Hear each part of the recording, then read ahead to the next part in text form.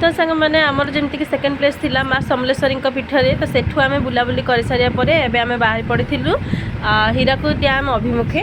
तो फाइनाली आम सेठू पलि आसलु हीराकुद डैम देखापी। तो को मैंने हीराकुद डैम देखापी आसछंती मते कमेंट रे निहाती भाबे जणेबे।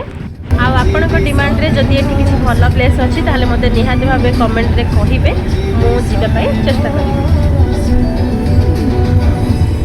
तो सांग मैंने फाइनाली आसिक आम पहुँची गलु हीराकुद डैम रे।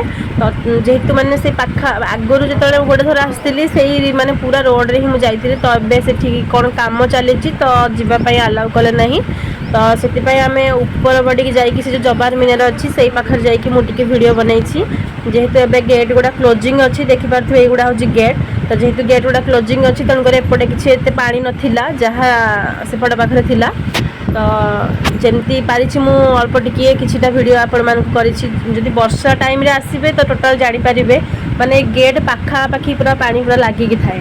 तो गेट जेहेतु बंद अच्छी तो एपटे देखि पारथे पूरा खाली माने टोटल पूरा खाली पड़िछि। तो सांग मैंने आशा करुँच आज भिडटी आपण मानक भल लगी।